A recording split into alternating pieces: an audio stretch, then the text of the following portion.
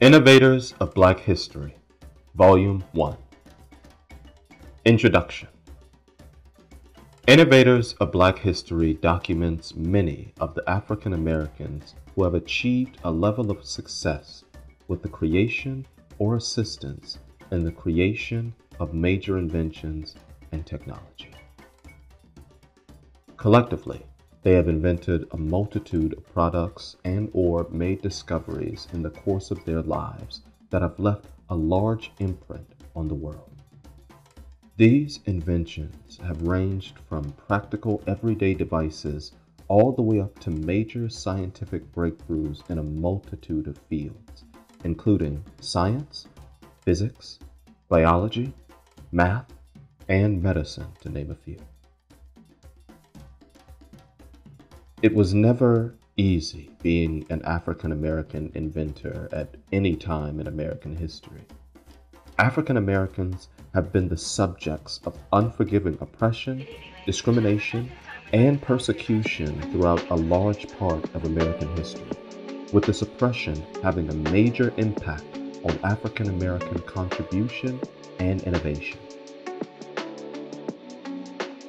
A recent study linked the violence towards African Americans and a lack of legal protections, especially over the period from 1870 to 1940, resulted in many negative connotations, including African Americans being perceived by having lower contributions in the field of science, medicine, and technology. This ideology can warp the minds of many, thinking African Americans have little achievement in such fields. African people in general had been at the forefront of invention and discovery throughout history, but despite these unsavory facts of history, many Black innovators and inventors received little fanfare but carried on with their work anyway, despite negative environments and oppression, and have contributed greatly to the number of major inventions in society at large. They went on to improve the lives of millions and inspired the entire world. In this documentary, we will take a look at some of these Black innovators. We will look at some of these accomplishments and their inventions. Although this documentary is mainly focused on innovators of old, there are a few modern ones in here as well. But truly, Black inventors and innovators of the future are being born every day, and the impact of these innovations will continue to contribute to the betterment of the collective world as we know it. New innovators will continue to have a major impact around the globe. In this series, we will look at African American inventors at every timeline in American history. We will revisit their lives and times as it was, helping to remove the remnants of the cloaks of oppression that might have tarnished their legacy in any way, exposing their natural brilliance for all that it was. As we move forward throughout the events of history, we will tilt our hat and pay a symbolic respect to the original innovators of Black history.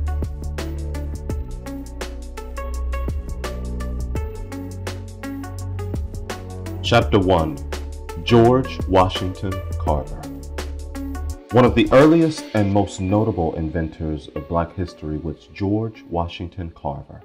A man during the course of his life was respected even by major businessmen of the time, politicians, and even the President of the United States, Theodore Roosevelt, admired this man. He was a man whose reputation as a genius inventor was based on his dedication and significant research into the promotion and advancement of alternative crops such as peanuts and sweet potatoes to diversify the major crop of the time, which was cotton, which was being industrialized so much that it was failing the soil. George Washington Carver's research was so prominent it even helped in better nutrition for farm families, equating to better health and a better quality of life. The most popular of his practical guides for farmers contained 105 original recipes using only peanuts. He also developed about 100 original products made exclusively from peanuts that were extremely useful for both families and the industry. George Washington Carver was born into slavery sometime around 1864 and died on January 5, 1943. The date of his birth is uncertain and was not known to even Carver.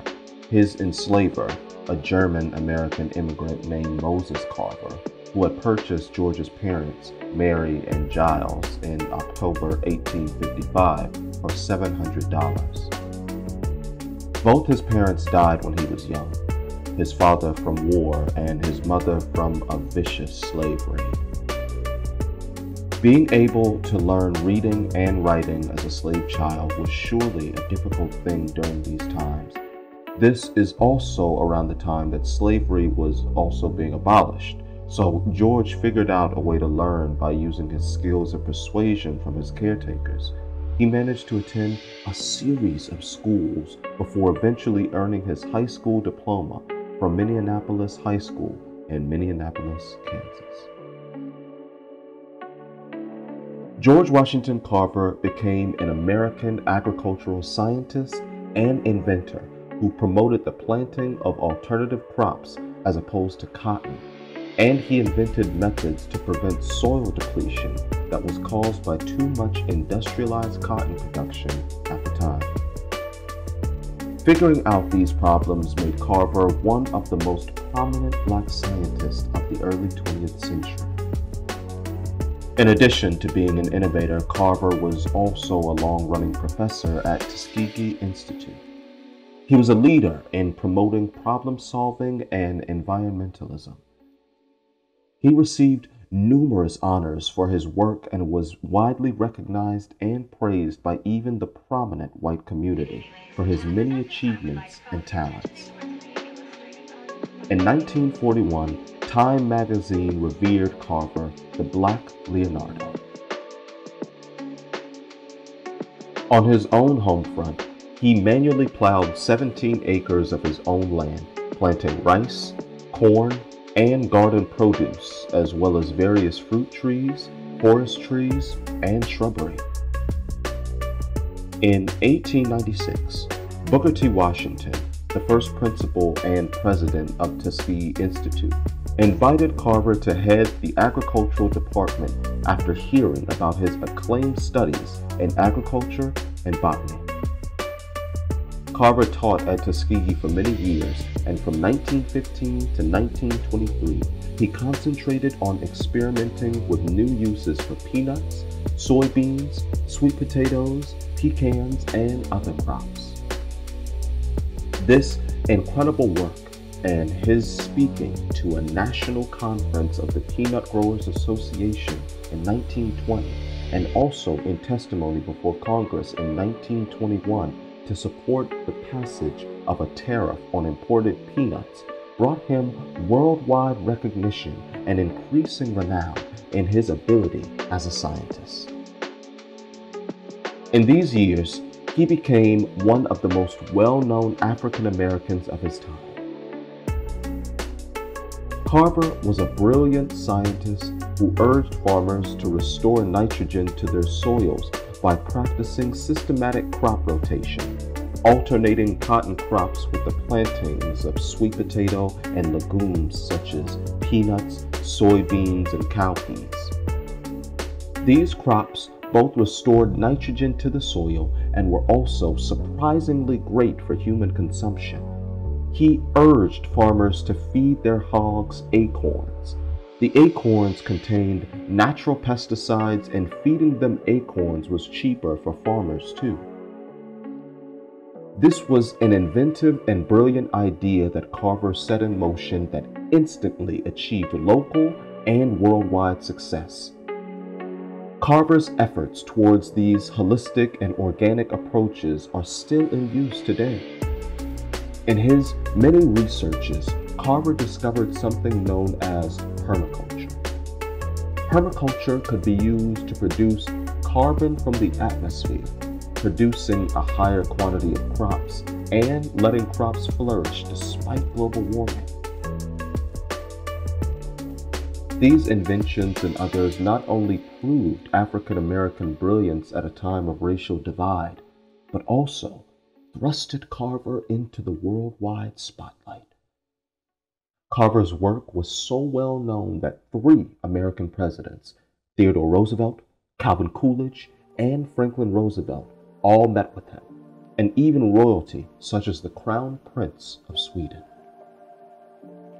As an orphan, Carver found comfort in botany when he was just a boy of 11 years old after his parents died. Carver learned about herbal medicine, natural pesticides, and natural fertilizers that yielded wonderful crops from his caretakers. When crops and houseplants were dying, he would use his knowledge and go and nurse them back to health. As a teenager, he was even known for his work as the plant doctor. Carver died on January 5, 1943 at the age of 79 from complications resulting from a fall. He was buried next to his longtime friend Booker T. Washington at Tuskegee University.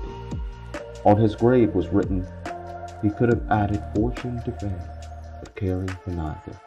He found happiness and honor in being helpful to the world." Chapter 2. Lewis Latimer. Lewis Howard Latimer was born in Chelsea, Massachusetts on September 4, 1848. He was an American inventor and patent draftsman. Some of his inventions included an early version of what is now known as the air conditioner. Another major invention was an improved process for manufacturing carbon filaments for light bulbs and an improved toilet system for railroad cars. Before Lewis was born, his mother and father escaped from slavery in Virginia and fled to Massachusetts in 1842. The day they arrived in Boston, Lewis's father was arrested a few days later. The case had a major trial. Lewis's father was represented by Frederick Douglass and William Lloyd Garrison. George was eventually able to purchase his freedom and live with his wife and family in Massachusetts.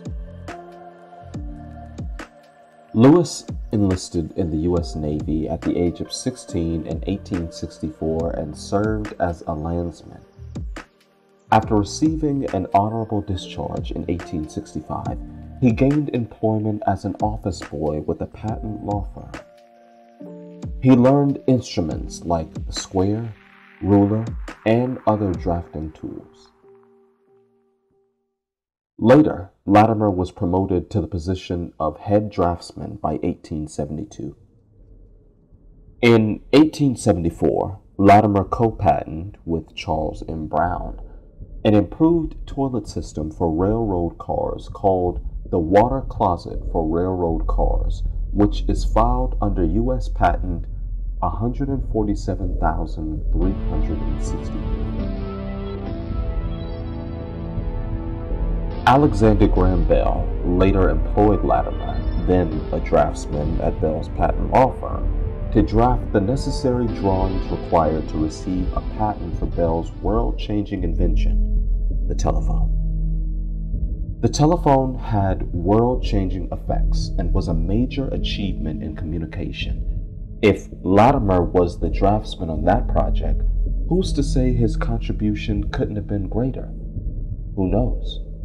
But soon after, Lewis moved to Bridgeport, Connecticut, and was hired as a draftsman for the U.S. Electric Lighting Company in 1879, a company owned and operated by none other than Hiram Maxim, a rival of Thomas A. Edison. While Latimer was at the U.S. Electric Lighting Company, he invented a modification to the process for making carbon filaments which aimed to reduce breakages during the carbonization process, thus making monumental improvements to the world-changing invention of the light bulb. This major modification consisted of placing filament blanks inside a cardboard envelope during the carbonization process.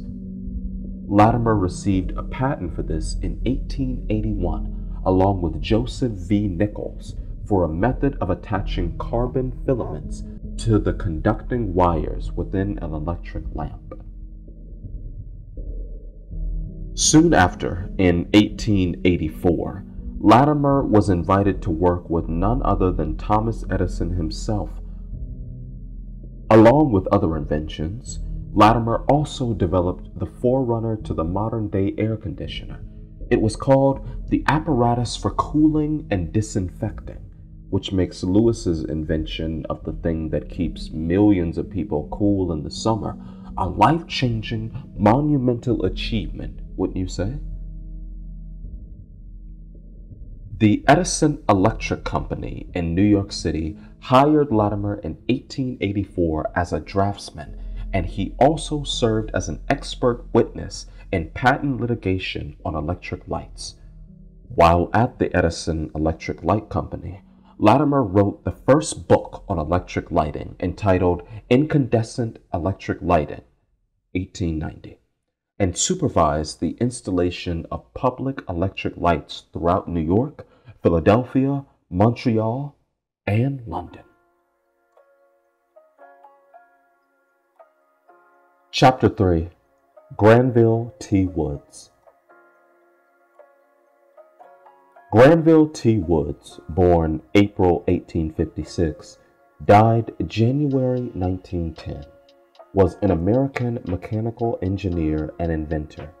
He invented and patented tunnel construction for the electric railroad system and was referred to by some as the Black Edison.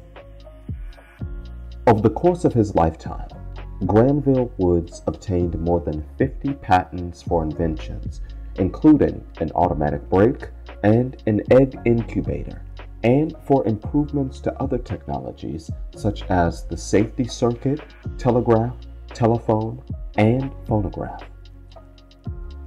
In 1884, Woods received his first patent for a steam boiler furnace, and in 1885, Woods patented an apparatus that was a combination of a telephone and a telegraph. The device, which he called telegraphony, would allow a telegraph station to send voice and telegraph messages through Morse code over a single wire. He sold the rights to this device to the American Bell Telephone Company.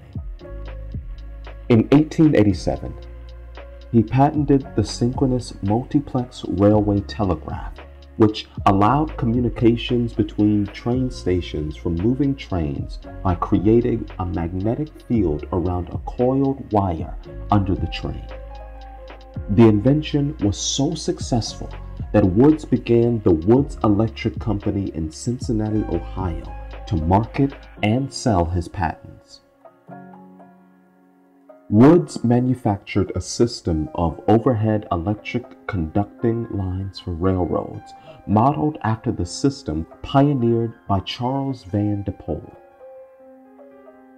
Following the Great Blizzard of 1888, New York City Mayor Hugh J. Grant declared that all wires, many of which powered the above-ground rail system, had to be buried, emphasizing the need for an underground system. Wood's system relied on wire brushes to make connections with metallic terminal heads without exposing wires by installing electrical contractor rails. Once the train car had passed over, the wires were no longer live, reducing the risk of injury. It was successfully tested in February 1892 in Coney Island on the Figure 8 roller coaster. Woods also created a system for controlling electrical lights in theaters known as the safety dimmer, which saves users 40% of electricity use. Woods is also sometimes credited with the invention of the air brake for trains in 1904. However, George Westinghouse patented the air brake decades prior, making Wood's contribution an improvement to the invention of the train air brake. Chapter 4. Elijah J. McCoy. Elijah J. McCoy was an African-American and Canadian-American engineer who invented lubrication systems for steam engines. Born free in 1844 on the Ontario shore of Lake Erie to parents George and Mildred McCoy, who fled enslavement in Kentucky through the Underground Railroad, he traveled to the United States as a young child when his family returned in 1847. His inventions and accomplishments were honored in 2012 when the United States Patent and Trademark Office named its first regional office in Detroit, Michigan, the Elijah J. McCoy Midwest Regional Patent Office. Upper Canadian schools were segregated under the Common Schools Act at the time, and McCoy was educated in the black schools of Colchester Township. At the age of 15, McCoy was sent to Scotland. In Scotland, he gained an apprenticeship after studying at the University of Edinburgh, where he became certified as a mechanical engineer. In Michigan, in a home-based machine shop, McCoy developed improvements and inventions. He invented an automatic lubricator for oiling the steam engines of locomotives and ships, patenting it in 1872 as Improvement in Lubrications for Steam Engines, U.S. Patent 129,843. Similar automatic oilers had been patented by him previously. One is the displacement lubricator, which had already attained widespread fame and use and continued to be widely used well into the 20th century.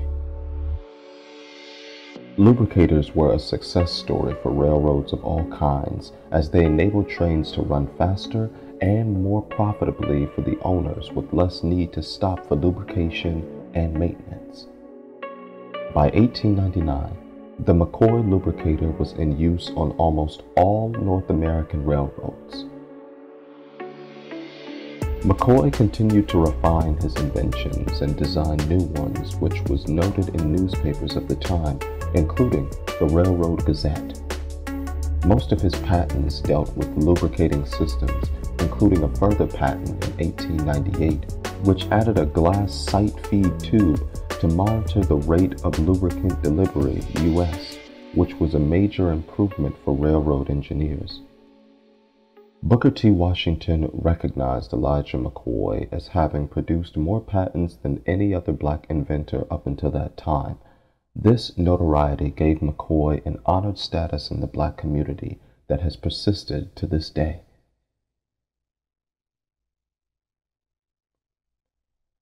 Chapter 5. Charles Richard Drew. Charles Richard Drew, born June 3, 1904, and died April 1, 1950, was an American surgeon and medical researcher. He researched in the field of blood transfusions, developing improved techniques for blood storage, and applied his one-of-a-kind expert knowledge to developing large-scale blood banks early in World War II. This allowed medics to save thousands of Americans and Allied forces' lives during the war. As the most prominent African American in the field, Drew's work led to his appointment as director of the first Red Cross blood bank in February 1941. He also invented what would be later known as bloodmobiles, mobile donation stations that could collect the blood and refrigerate it. This allowed for greater mobility in terms of transportation and increased prospective donations. The blood bank supplied blood to the U.S. Army and Navy, who initially rejected the blood of African Americans and later accepted it only if it were stored separately from that of white blood donors. Drew objected to the exclusion of African Americans' blood, as he knew that there was no valid scientific merit in that decision. In 1942, he resigned his prestigious post in protest. Charles Richard Drew died in 1950, and the U.S. Army and Navy eventually disbanded the policy the same year.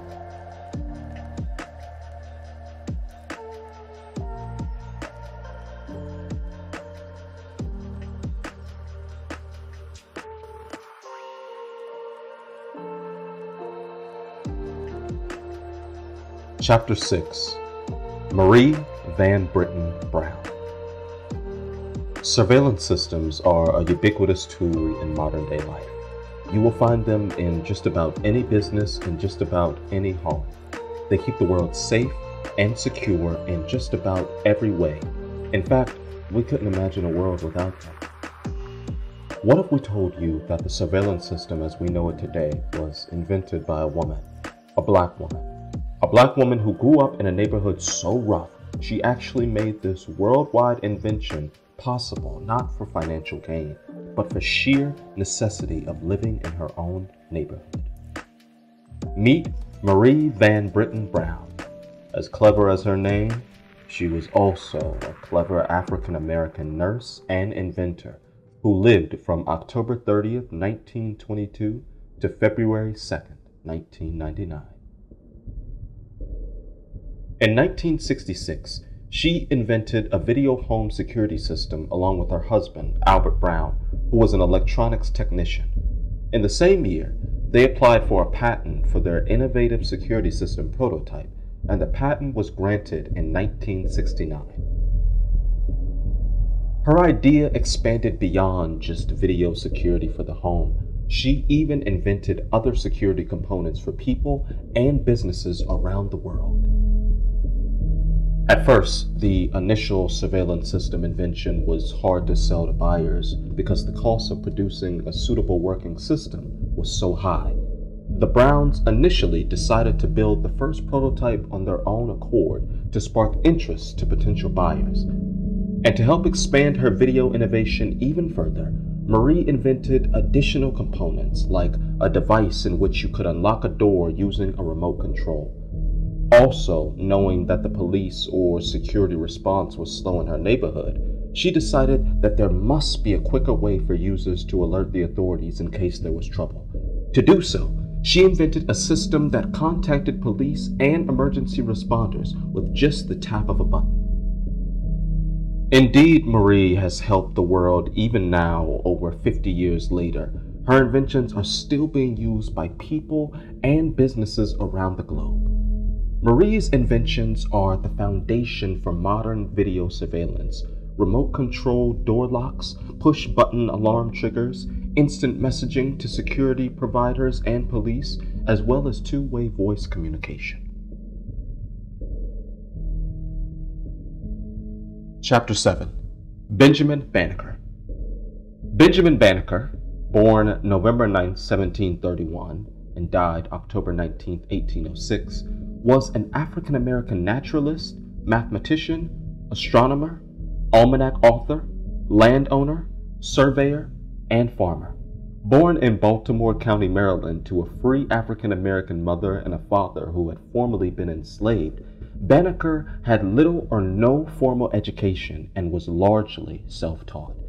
He became known for assisting Major Andrew Ellicott in a survey that established the original borders of the District of Columbia, the federal capital district of the United States. Banneker's knowledge of astronomy helped him author a commercially successful series of almanacs. He corresponded with Thomas Jefferson on the topics of slavery and racial equality. Abolitionists and advocates of racial equality promoted and praised Banneker's almanacs.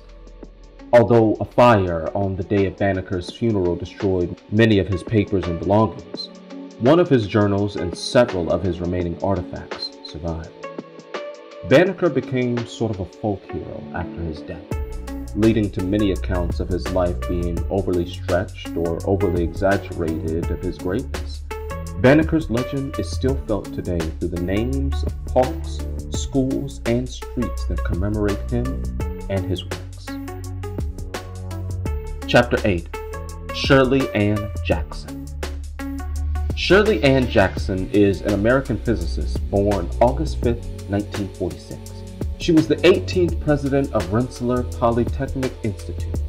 She is the first African American woman to have earned a doctorate at the Massachusetts Institute of Technology, also known as MIT, in theoretical elementary particle physics, and the first African American woman to have earned a doctorate at MIT in any field. She is the second African American woman in the United States to earn a doctorate in physics. Her work while conducting scientific research for Bell Laboratories was extremely instrumental to the invention of the portable fax machine, the touch-tone telephone, solar cells, fiber optic cables, and the technology behind caller ID and call waiting used currently in almost every cell phone today around the globe.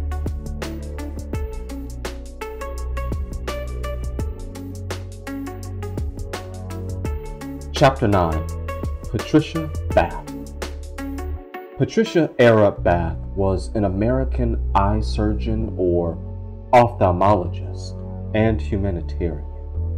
She lived from November 4th, 1942 until May 30th, 2019. She became the first woman to lead a postgraduate training program in ophthalmology and the first woman elected to the honorary staff of the UCLA Medical Center.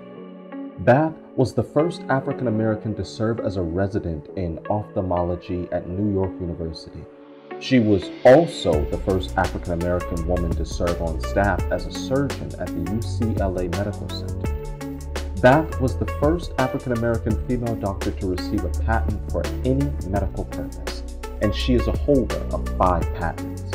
Patricia also founded the nonprofit American Institute for the Prevention of Blindness, located in Washington, D.C.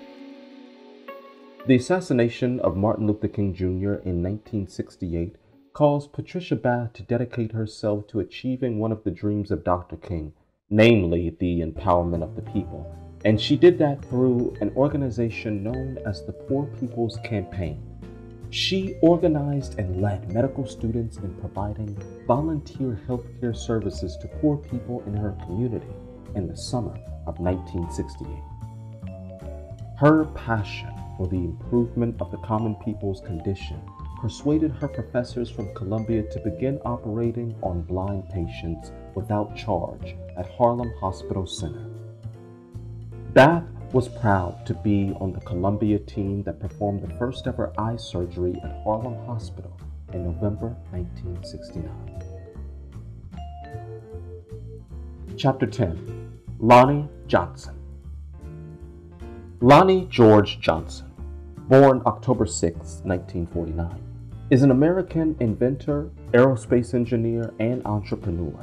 His works includes a U.S. Air Force term of service and a 12-year stint at NASA, where he worked at the Jet Propulsion Laboratory.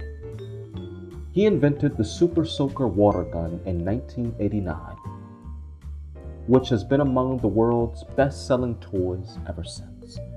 During his time at NASA, from 1979 to 1991, Johnson worked on a variety of projects, including the Air Force Missions Lab, developing the nuclear power source for the Galileo missions to Jupiter, several weapons-related projects, as well as an engineer on the Mariner Mark II spacecraft series for the Comet Rendezvous and Saturn Orbiter probe missions. He also worked on the highly prominent Stealth Bomber program. In 1991, Johnson founded his own company, the Johnson Research and Development Company, Incorporated. More recently, he teamed up with scientists from both Tulane University and Tuskegee University to develop a method of transferring heat into electricity to make green energy more affordable to the masses. He has also developed the Johnson Thermoelectrochemical Converter System, or JTEC, which Popular Mechanics listed as one of the top 10 inventions of 2009. Johnson first conceived the Super Soaker water gun while doing work with the U.S. Air Force, initially calling it the Power Drencher when it first appeared in toy shops in 1990. It eventually got its trademark name after some tweaks and remarketing. The Super Soaker water gun was a major success, generating 200 million sales in just 1991 alone. Shortly after making the deal for the Super Soaker with the Laramie Corporation, Laramie became a subsidiary of Hasbro Inc. in February 1995. However, in February 2013, Johnson had to file a lawsuit against Hasbro after he discovered that he was being underpaid royalties for the Super Soaker and several Nerf line of toys in which he contributed. In November of the same year, Johnson was awarded nearly $73 million in royalties from Hasbro Inc., and according to Hasbro, the Super Soaker is now approaching sales of $1 billion. Summary. After the abolition of slavery, each free black family was promised 40 acres and a mule as a condition of their time in bondage. Soon after, the new administration revoked this promise and the land was instead repossessed and given to white families. This oppression, and many others like it, is why innovations from any black innovators are subjected to require a thorough understanding and second look of how constrictive the situation may be just to have produced those thoughts. These innovators not only paved the way for all of humanity, a people of all races, but their research also led to a world of inclusion for everybody. As we pay our respects to these marvels of the mind, not only of the mind, but of civil rights and inclusion for everybody, we give thanks and honor for their brains, courage, strength, and determination that made it all possible. Innovators of Black History, Volume 1.